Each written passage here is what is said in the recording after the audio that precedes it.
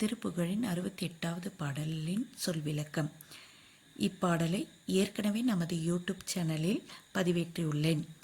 இந்த வீடியோவை பார்க்கும் முன் அதனை பார்க்கும்போது இதன் விளக்கம் உங்களுக்கு தெளிவாகும். பாடலின் லிங்கை நான் டிஸ்கிரிப்ஷனில் தந்துள்ளேன். திருப்புகழின் சொல் விளக்கம்.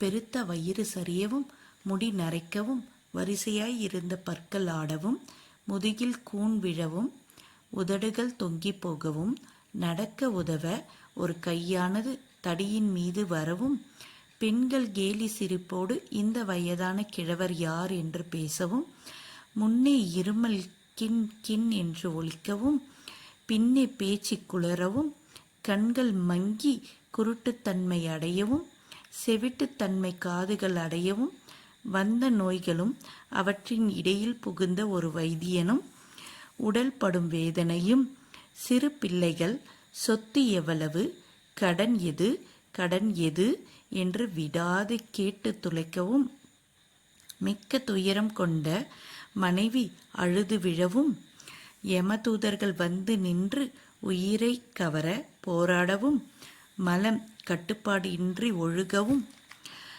உயிர் மங்கும் அந்த கடைசி நேரத்தில் முருகா, நீ விரைவில் மயில் மீது வரவேண்டும்.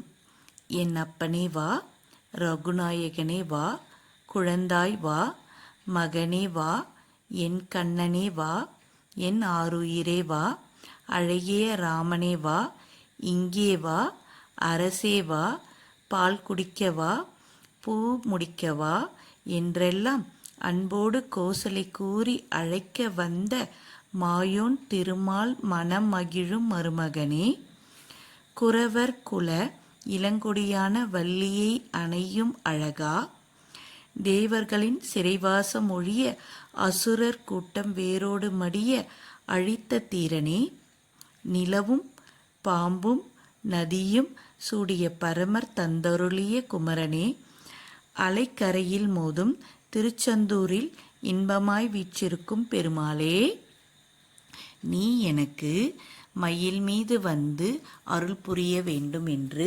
அருணகிரிநாதர் இப்பாடலில் வேண்டுகிறார்.